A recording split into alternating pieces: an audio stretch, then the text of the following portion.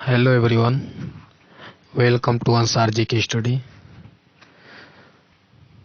तो बच्चों, जैसे कि आपको पता है कि हम लोगों का डेली क्लास चलता है ऑल इंडिया टेस्ट, जिसमें हम लोग प्रतियोगी परीक्षा में पूछे गए प्रश्न देखते हैं। और हम लोग का ये आज का चौथा वीडियो है। इसके पहले 3 वीडियो आप प्लेलिस्ट में जाके देख सकते हैं और सभी महत्वपूर्ण प्रश्न इसमें देखे जाते हैं जो परीक्षा में बार बार पूछा जाता है और पूछे गए हैं। तो बच्चों देखिए, मेरा गला थोड़ा बैठा है तो इससे कोई मतलब नहीं है। देखिए, भले कितना हो तबीयत खराब हो चाहे जो भी हो, जो अपना कर्तव्य पहले वो करना हम लोगों का फर्ज है। पहले आप पढ़ाई करिए, उसके बाद तबीयत से क्या हो तो कभी सही कभी खराब होता ही रहता है, तो उससे कोई दिक्कत नहीं, आप अपना पढ़ाई करिए। तो चलिए स्टार्ट करते हैं। और जैसा आपके सामने दिख ही रहा है लोगों, तो चलिए आज का पहला प्रश्न आपके सामने है कि बताइए एशियाई क्रिकेट परिषद का अध्यक्ष निम्न में से किसे चुना गया है। तो इसका आंसर क्या है बच्चों? तो आपको बता दें, इसका आंसर ऑप्शन नंबर डी है, जय शाह। कौन है जय शाह? अमित शाह जो गृह मंत्री हैं, उन्हीं के बेटे हैं जय शाह, जिन्हें एशियाई क्रिकेट परिषद का अध्यक्ष चुना गया है। और सौरव गांगुली बीसीसीआई के अध्यक्ष हैं, आप सबको पता होगा। चलिए अगला प्रश्न आपके सामने है, बताइए कि डबरी ट्रॉफी से किस खेल से संबंधित है। बताइए। देख रहे हैं आज कुछ दिन से हम लोग देख रहे हैं बहुत ज़्यादा ही ट्रॉफी से प्रश्न पूछा जा रहा है और ऐसे ऐसे प्रश्न जो शायद पता ही ना हो। तो बताइए इसका आंसर क्या है बच्चों? तो आपको बता दें, इसका आंसर ऑप्शन नंबर सी सही हो जाएगा, घुड़दौड़ से संबंधित है। ठीक है, क्लियर, याद रखिएगा। चलिए अगला प्रश्न आपके सामने है, बताइए द एंड ऑफ इमेजिनेशन नामक पुस्तक का लेखन किसने किया है। तो बच्चों इसका आंसर आपका ऑप्शन नंबर डी सही हो जाता है, अरुंधति राय की पुस्तक है। और कई दिन से हम आपको बता रहे हैं the God of small thing पुस्तक, उसके भी लेखक अरुंधति राय हैं। और एक आज़ादी पुस्तक है उसके भी। और आपको एक कमेंट बॉक्स में ये बताना है, कभी हाल ही में एक और इनका बुक लॉन्च हुआ है, उस नए बुक का क्या नाम है वो आपको कमेंट बॉक्स में बताना है। याद रखिएगा, भूलिएगा मत। क्लियर। अगला प्रश्न आपके सामने है, बताइए राष्ट्रीय मानसिक स्वास्थ्य और स्नायु विज्ञान संस्थान कहाँ पर स्थित है। बताइए इसका आंसर क्या हो सकता है। तो इसका आंसर प्यारे बच्चों ऑप्शन नंबर डी सही है, बेंगलुरु में है। और याद रखिएगा, बहुत महत्वपूर्ण प्रश्न है। क्लियर। चलिए अगला प्रश्न आपके सामने है कि निम्नलिखित में से किससे लोकसभा के पहले उपाध्यक्ष के रूप में नियुक्त किया गया था। लोकसभा के पहले अध्यक्ष आप सबको पता होगा, पर नए बच्चे जानेंगे तो इसको भी गलती कर सकते हैं। तो बताइए इसका आंसर क्या है। तो आप सभी को पता होगा कि लोकसभा के अध्यक्ष पहले जीवी मावलंकर थे। और पूछ ले उपाध्यक्ष तो कौन थे? अंतर से नाम आयगर। तो इसका क्या आंसर है? ऑप्शन नंबर डी सही है। क्लियर। चलिए अगला प्रश्न देखिए, बताइए कि अष्टमुदी झील निम्नलिखित में से किस राज्य में स्थित है। वेरी वेरी मोस्ट इम्पोर्टेंट प्रश्न, बताइए इसका आंसर क्या है। तो इसका आंसर है बच्चों ऑप्शन नंबर डी सही है, अष्टमुदी झील केरल में है। अरुणाचल उड़ीसा में कौन सा है? तो जो चिल्का झील है उड़ीसा में स्थित है। लैगून झील भी उड़ीसा में है। क्लियर। चलिए अगला प्रश्न देखिए, और बताइए निम्नलिखित में से कौन सी एक प्रायद्वीपीय नदी नहीं है। प्रायद्वीपीय नदी बताना है, बताइए कौन सा है इसका आंसर। तो इसका आंसर बच्चों ऑप्शन नंबर सी सही है, अलकनंदा। ये प्रायद्वीपीय नदी नहीं है, आप सबको इसको अच्छे से याद रखना है। अगला प्रश्न आपके सामने है कि निम्नलिखित में से कौन सी कंपनी एक नवरत्न कंपनी है। बताइए, नवरत्न कंपनी पूछ रहा है, इसमें कि आंसर क्या होगा। तो आपको बता दें, इंजीनियर्स इंडिया लिमिटेड यह एक नवरत्न कंपनी है। क्लियर। और ये सभी क्या है? महारत्न कंपनी है। और नवरत्न कंपनी बच्चों वर्तमान समय में कितनी है? तो ये 16 है। नहीं, कमेंट बॉक्स में आपको बताना है कि आंसर क्या है इसका। और आपको बता दें, महारत्न कंपनी जो 8 है, जिसमें देखिए इसमें राष्ट्रीय केमिकल एंड फर्टिलाइजर लिमिटेड भी है, कोल इंडिया भी है, स्टील अथॉरिटी ऑफ इंडिया भी है। और आपको बताना है कि नवरत्न कंपनियां कितनी है। चलिए अगला प्रश्न देखिए, और बताइए फ्रीडम इन एक्जाइल किसकी आत्मकथा है? वेरी वेरी मोस्ट इम्पोर्टेंट, इसका आंसर क्या है आपको बताना है। तो बताइए बच्चों इसका आंसर क्या है? तो इसका आंसर आपका फ्रीडम इन एग्जाइल। ये सभी पुस्तक आपको कराए गए हैं, आप चाहिए तो जाके आप प्ले लिस्ट में देख सकते हैं। बहुत सारे बुक कराए गए हैं जिसमें ये भी प्रश्न कराए थे। ये दलाई लामा की आत्मकथा है। क्लियर?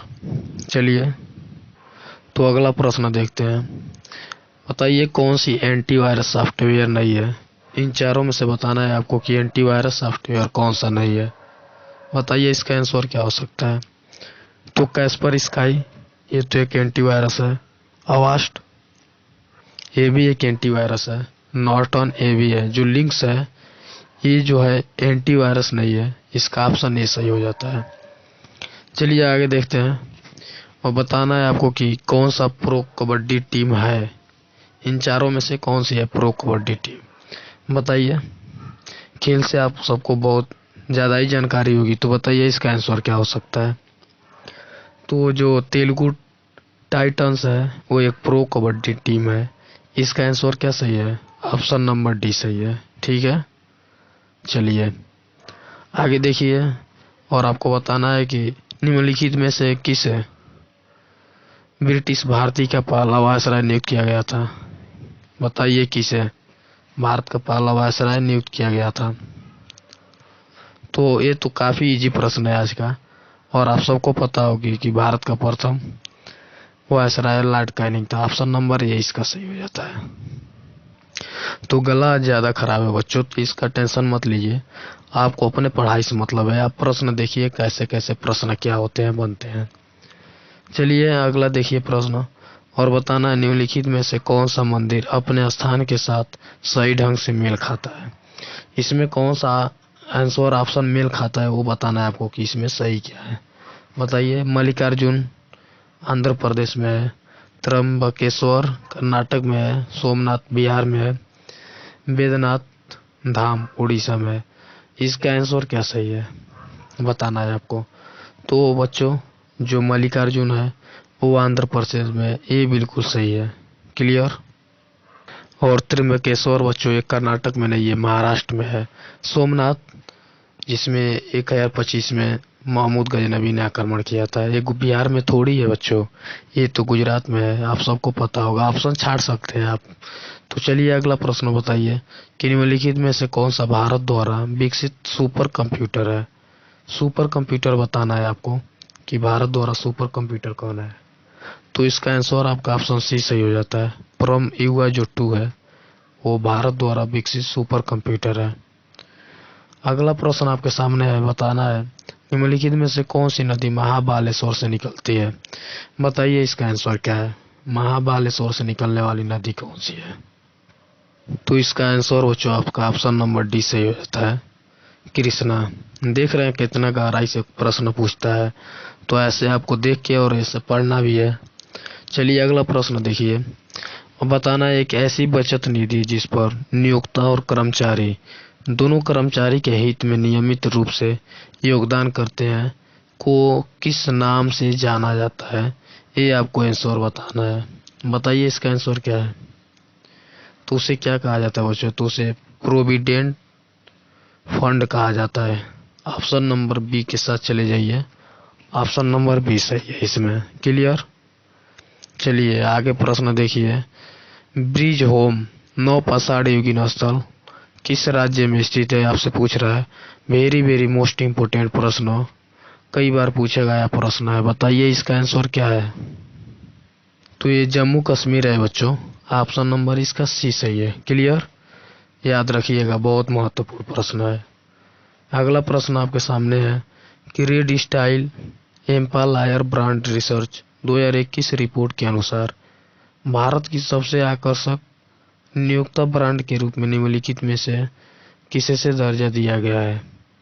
बताइए इसका क्या आंसर है? आप सभी करंट अफेयर्स पढ़े होंगे और एक करंट अफेयर्स का ही प्रश्न है, तो इसका ऑप्शन ए सही है बच्चों, गूगल इंडिया। ठीक है, चलिए अगला प्रश्न आपके सामने है। भारतीय संविधान के निम्नलिखित में से कौन सा अनुच्छेद भारत के राष्ट्रपति से चुनाव संबंधित है?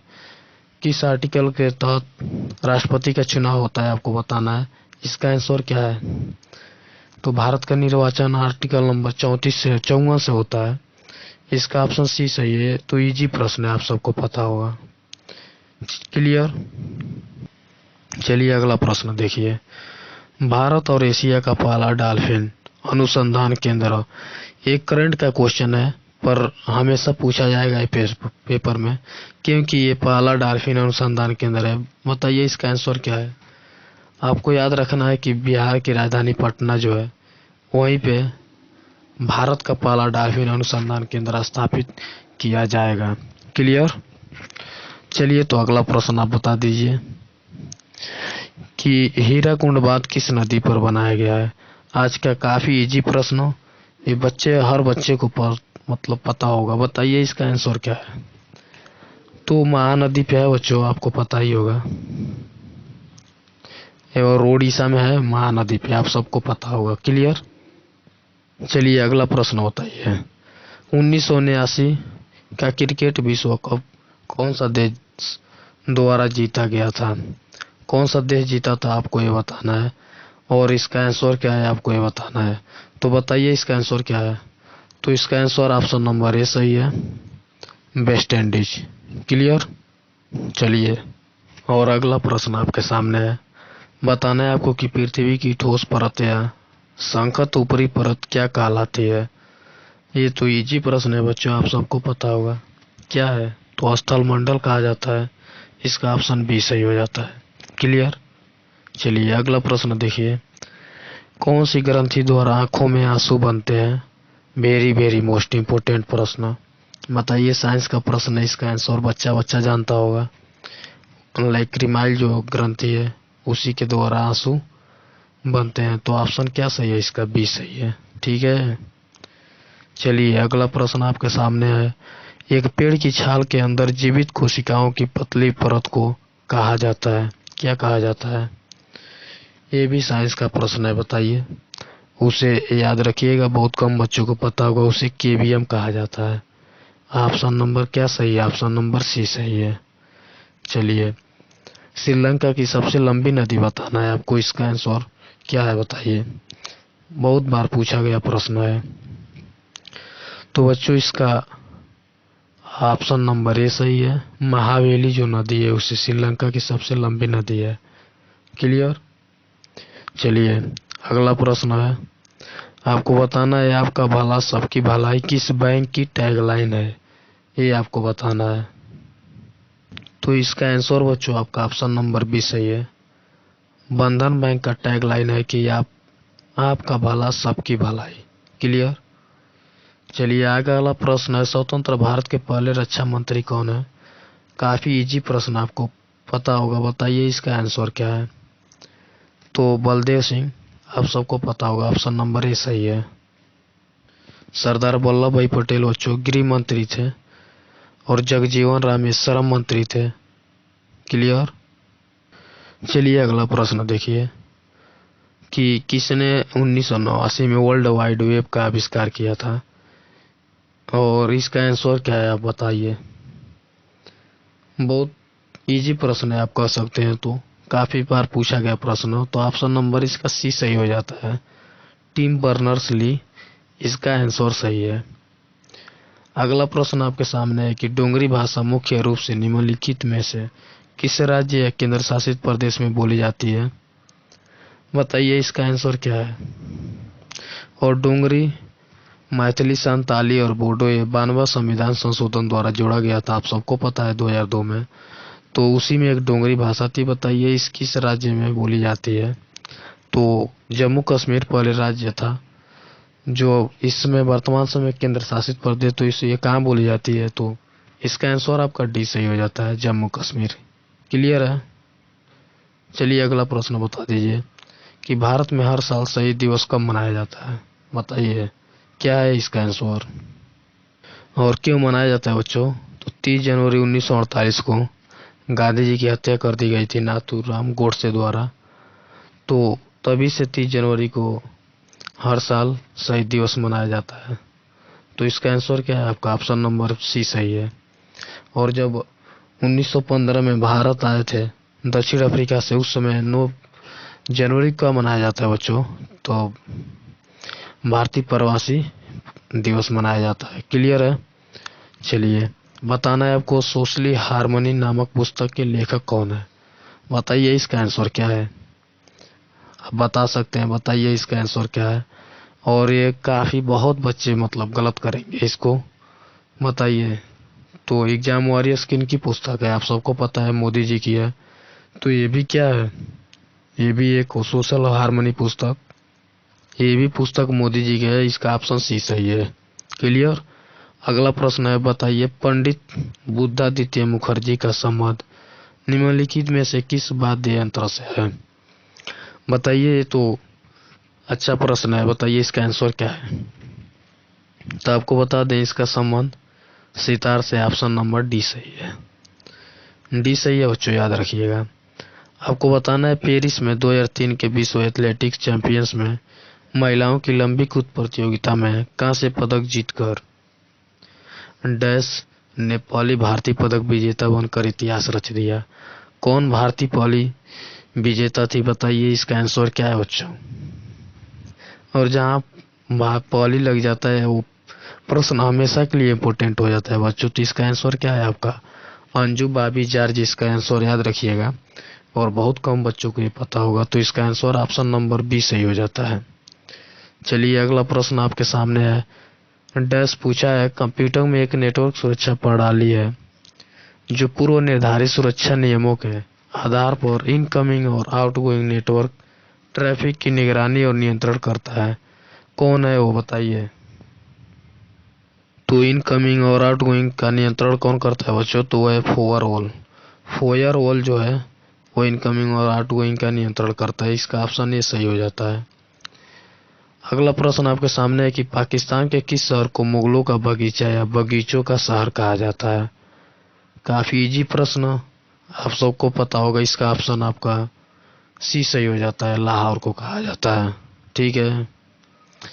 चलिए, अगला प्रश्न, इंग्लिश चैनल पार करने वाली पहला भारतीय कौन था? बताइए। इंग्लिश चैनल पार करने वाला पहला भारतीय, काफी इजी प्रश्न, मिहिर सेन, आप सबको पता होगा। तो इसका ऑप्शन क्या सही है? ऑप्शन नंबर बी सही है। चलिए, अगला प्रश्न आपके सामने है। बताना है आपको कि रेडियो धर्मता की एसआई इकाई क्या है। बताइए इसका आंसर क्या है बच्चों। तो ये काफी इजी प्रश्न है आपका। एक बैकरोल का होता है रेडियो धर्मिता। तो ऑप्शन क्या सही है? ऑप्शन नंबर इसका सी सही है। चलिए, अगला प्रश्न देखते हैं। आपको बताना है केंद्रीय बजट 2021-22 के मुताबिक सीनियर सिटीजन के लिए स्पेशल ऐलान में कितने साल से अधिक आयु वाले लोगों को अब आईटीआर नहीं भरना होगा। बताइए इसका आंसर क्या है बच्चों। तो आपको बता दें इसका आंसर आपका डी सही है। 75 साल से अधिक आयु वाले लोग अब आईटीआर नहीं भरेंगे। क्लियर? तो ऑप्शन इसका डी सही है। चलिए, अगला प्रश्न आपके सामने है। किस देश की सेना ने तख्ता पलट 1 साल के लिए देश में इमरजेंसी घोषित कर दिया है। तो ये तो काफी चर्चित प्रश्न है और काफी दिनों से सिलसिला चला आ रहा है। बताइए इसका आंसर क्या है बच्चों। तो आप सबको बता दें इसका आंसर। इसका आंसर बच्चों आपका बी सही है, म्यांमार। म्यांमार की मुद्रा आपको याद रखना है, क्या तो होता है। बहुत महत्वपूर्ण प्रश्न है बच्चों। चलिए, अगला प्रश्न देखते हैं।